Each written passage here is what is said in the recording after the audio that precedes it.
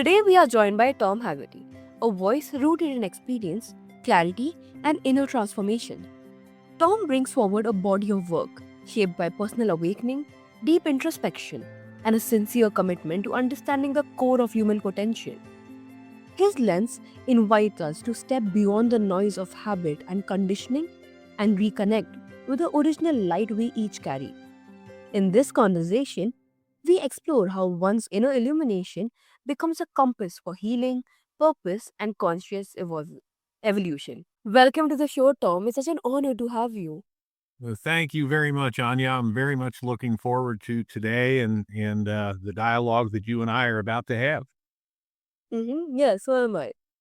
So, Tom, when you consider the idea of inner light, what personal experience first revealed to you that there was something deeper guiding your life? Well, I think it's for me pretty simple and pretty colloquial. I never, from my earliest days, I never thought that I was the highest and best use of human flesh. I think there is something beyond me. I always thought there was something beyond me. And whether we call it God or whether we call it Krishna or Yahweh or any number of a variety of other deities, I always knew that there was a creative force behind this universe, that this is not accidental. And I think once you have that, once I had that as a foundation, then it became very easy to say, if I was created in the image and likeness of that creator of the universe, if my creation was intentional, then I would have an inner light, as you call it, that would be a guidepost for me and a series of guideposts. I mean, we all go through different stages of purpose in our lives from, you know, your purpose as a 21-year-old, if you're able to articulate that, is likely to be very different than your purpose as a 41-year-old or a 61-year-old or on and on and on. And so that purpose, that guiding inner light, if you want to call it that, was always very present for me. Mm-hmm. Yeah, that makes sense. And did that moment feel like a gradual unfolding or like a sudden clarity you couldn't ignore? I think for many of us, and myself included, it's probably instead of an either or, either it's sudden or it's gradual. I think it's both and. I think life is about both and, not so much either or. And I think there were times in my life when I felt like it was a very gradual awakening, if you will, when I became much more aware of other faith traditions, for instance, and very much aware of the beliefs of other people who were important to me in my life. It became a gradual thing where um, I guess you could say as a lifelong Christian, if you want to say that, that's my pedigree. I haven't always been devout. I haven't always been engaged, but I think from very early on, that was my upbringing was, a belief in Christ and his saving power. But as I became more mature, I guess, I was able to appreciate and see the connections between Buddhism and Taoism and Confucianism and the Muslim faith and the Hindu faith, and how all of that is really man striving to not just appreciate himself, but appreciate his purpose and appreciate his place, um, and his importance in this universe. So I think that again, going back to your question, it's not an either or, it's not gradual or sudden. It's a little bit of both and is the way I choose to look at it. And I think the gradual unfolding for me took place more in adulthood. Um, and it came about as the result of study, of reading, of engaging with people, of being fearless about appreciating and investigating other traditions, other belief systems. So, It's a both and. It's both. It's gradual and it's sudden. Mm-hmm. Yeah, and these pivotal encounters often leave a lasting imprint. And understanding yours can help listeners locate similar turning points in their own journeys. Yes, yes, absolutely. I think that for better or for worse, we are all examples of something. You know, we choose a path, we choose a response to a set of circumstances, we choose a worldview, and these kind of things are either going to be inspirational to people or they are going to be cautionary to people. And again, I think it's a both and situation. I think certainly in my life, my conduct was cautionary to other people. And at other times, I think it was inspirational to other people. And I think those influences, obviously, you try to balance the scales maybe and tip the scales in terms of being more inspirational than cautionary. But I think all of us go through life struggling with and grappling with and analyzing our conduct and our influence on other people and trying to make that more positive than negative. Mm-hmm. Yes, 100%. And many people feel disconnected from themselves without realizing why.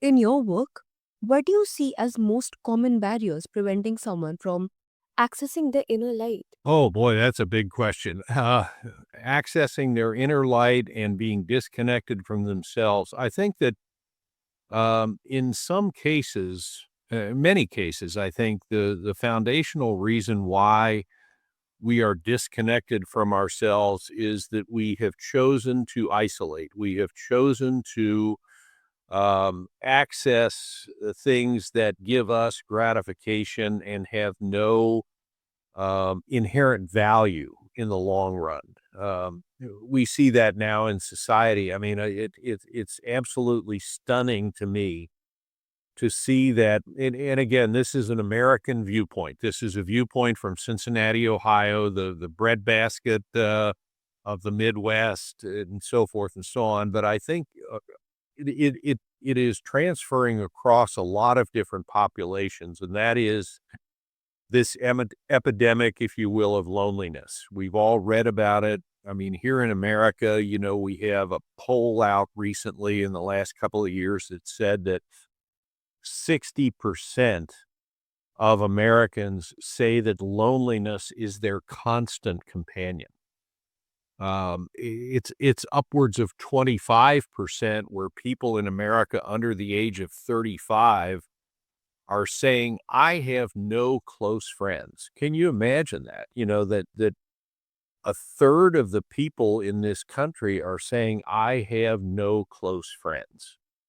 And I think that is one of the foundations of this disconnection, if you will, that people are saying they're lonely or saying they are disconnected, but yet they are choosing on a daily basis many of the levers of that disconnection. You know, they are choosing to do all of their shopping, for instance, online because I don't have to go to a store. I don't have to interact with anyone.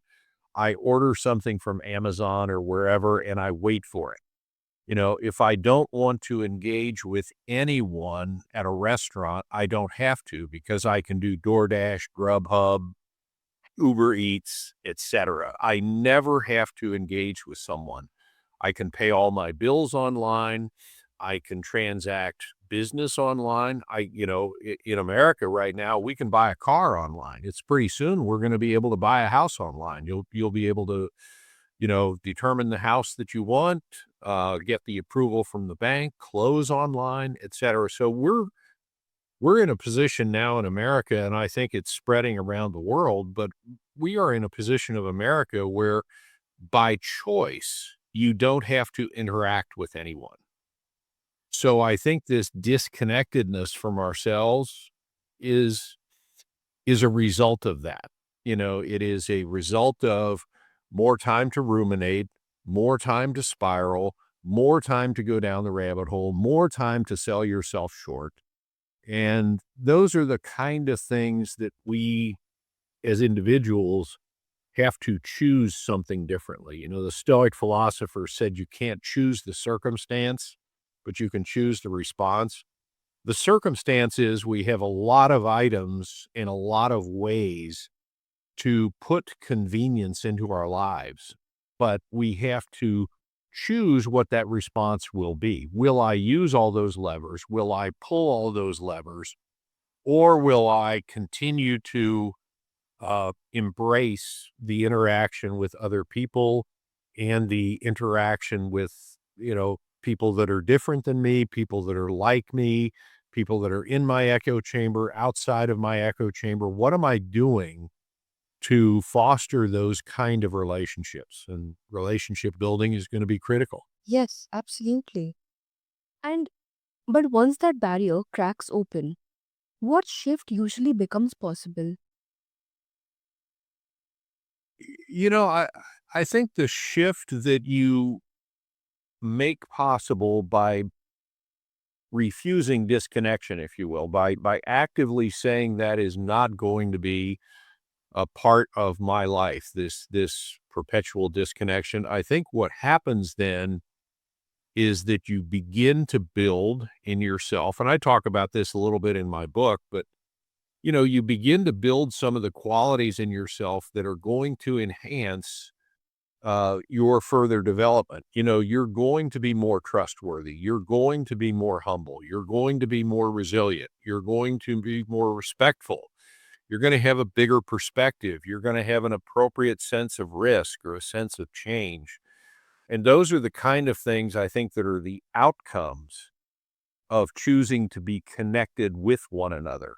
Uh, those are very human emotions, very human responses to people um, that are in your life. You want to be someone who gives people priority, who are important in your life. You want to be someone who is trustworthy. You want to be someone who is resilient, who is humble, who is, um, trying to give an appropriate sense of perspective and according the relationship the importance that it has. So I think those are some of the outcomes that you were talking about there. That when you realize this connectedness, then I think as a human being, you say, I want more of that. And in order to have more of that, I have to have certain foundational qualities that I bring to a relationship or a series of relationships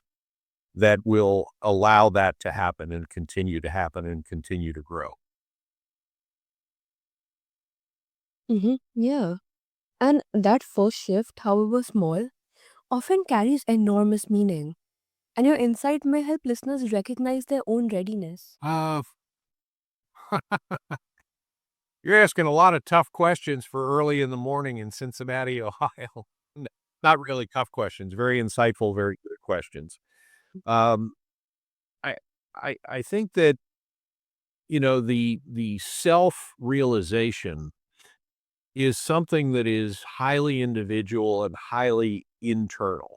Uh, it is going to be a different reaction and a different response. We talked earlier about gradual versus sudden. I think for some people, this will be a very gradual realization that they are experiencing some change. And change is never comfortable. I think that's one of the things that we as human beings avoid at our own peril, is a sense of change and a sense of working through that change.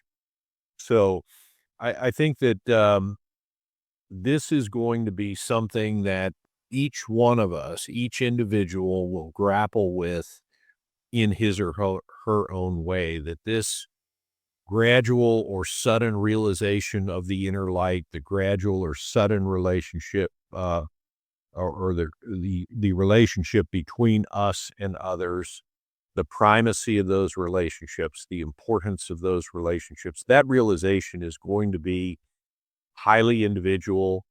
But one thing we can all be guaranteed of is it will take work.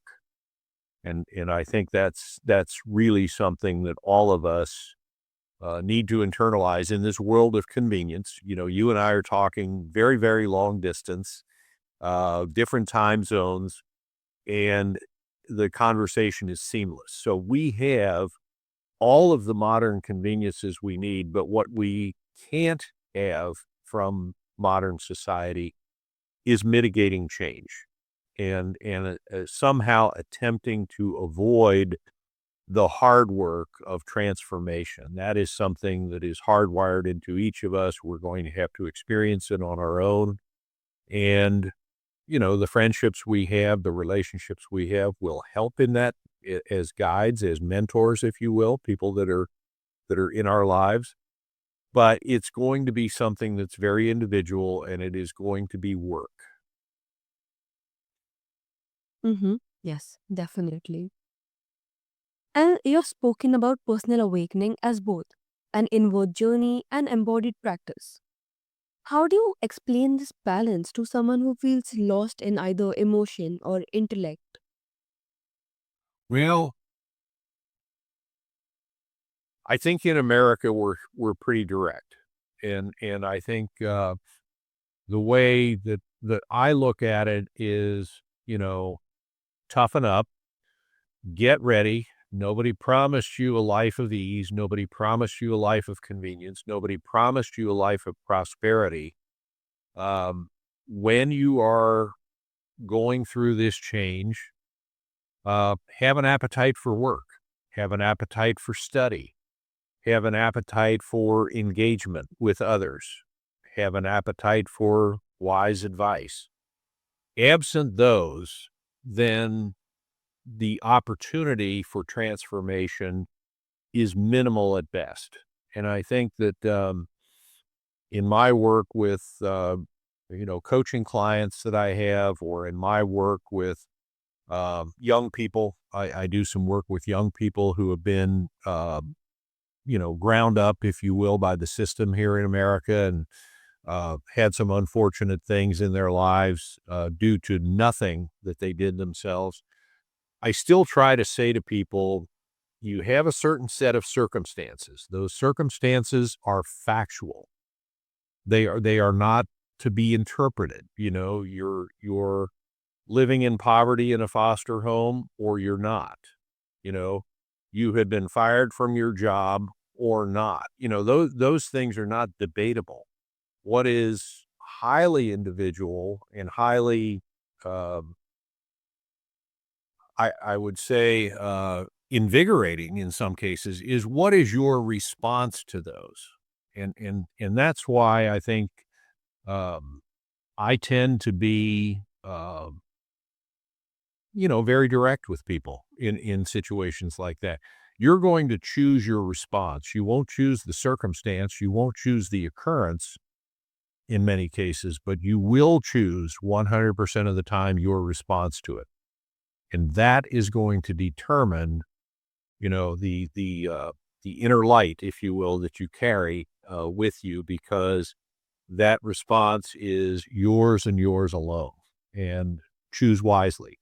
Choose wisely that response. You know, I'm with a young guy right now who is about to enter high school. For us, that is secondary education. It's 4 years, it's pre-college, etcetera. And I think while the educational landscape is somewhat changing and the value in terms of return on investment for college is not what it might have been 30 years ago or 40 years ago for some people. But I think in this young guy's case, he is about to embark on this high school journey. And I'm telling him these next 4 years are going to have a major influence on the 40 years after that. So we need to make wise choices and you need to set a purpose for yourself in these next 4 years that creates a springboard, and you cannot be apathetic and you cannot be a sideline spectator in your own future. And I would say that that is not only appropriate advice for a young person about to enter high school in America, but it's appropriate advice for someone who is maybe in their mid-career, thinking about a transition, thinking about a change in a relationship, a spousal relationship, or a relationship with siblings or parents. Uh, think carefully, choose wisely, and understand that the consequences of the choices are yours and yours alone. Mm-hmm. Yes, totally. And is there a particular practice that has bridged that gap most effectively? I think for me anyway, I can speak for myself and some of my clients. I think that there's probably three practices. I think number one, you have to be open to advice, whether that is advice that you are getting from books or podcasts or TED Talks, whether it is advice you're getting from trusted friends, whether you're getting advice from ancient scriptures, ancient holy writings, if you will, whether you're getting that advice from a therapist or a counselor in a professional capacity. I think number one, you have to be open to advice. I think number two, you have to be open to action. That advice is fine. I can read all the books, I can watch all the podcasts, I can listen to all the TED Talks. But if I'm not actively taking notes, if I'm not implementing things, or as James Clear, I think, said in his book Atomic Habits, that when we try to change habits, it's essential to keep moving in the right direction. And his example that he used in his book, he said, if you are trying to engage in a physical fitness regimen and you want to do 50 push-ups a day, understand that there are going to be days when you are not going to do 50. But his term was, don't take a zero. It's for the human brain, it is enough to say, at least I kept the streak alive, for 10 days in a row, 100 days in a row, 1,000 days in a row. I did at least one push-up, and I want to do 50, and on a lot of days I will, but I will never take a zero. So I think that bias toward action is critical. So we have advice, we have action, and then I think we have measurement. What is the purpose, if you will, for which you're doing this? There's a why in everything. Why am I engaging in this physical regimen? Why am I engaging in this um, course that I'm taking or this therapeutic regimen that I'm undertaking?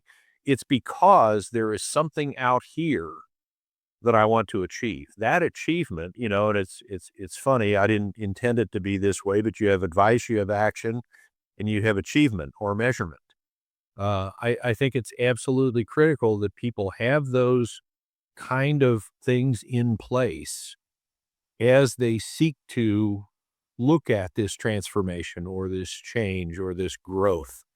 I'm going to avail myself of good advice in many different ways. I'm going to avail myself of action. I'm gonna have some things that I am wanting to do, demanding of myself, and then I'm going to have the why, the achievement, as I look out and say, if I do A, then I can anticipate B, then I can see the achievement of B and C and D down the road. Mm-hmm. Yes, that's amazing. And listeners also often look for accessible doorways into presence.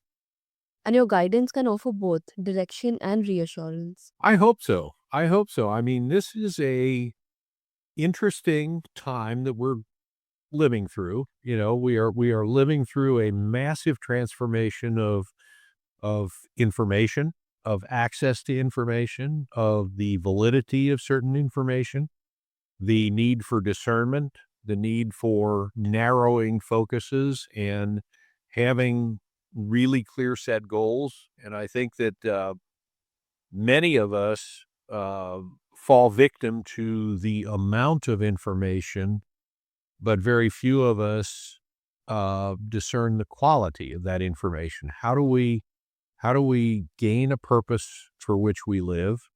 And again, that is different stages and different times and different goals and objectives. But what is the purpose, and what are we using in our lives to attain that purpose on a consistent basis in the face of a torrent of competing pieces of information, strategies, goals? Everybody's got 10 things that every retiree should do, 20 things that a single woman should never do, 18 places to live on $1,500 a month. We have lists upon list upon list. What are we as individuals doing to narrow that scope and to fulfill the purpose for which we believe that we are uniquely placed in this world? Mm-hmm. Yeah, 100%. So, Tom, thank you for bringing such depth and grounded presence to today's conversation. Your insights remind us that inner light doesn't need to be found, it needs to be remembered. And to everyone listening, let this conversation be your gentle reminder that your own illumination is closer than you think. Lean into the quiet, listen to the truth within, and take one step towards the version of you that has always been waiting to emerge.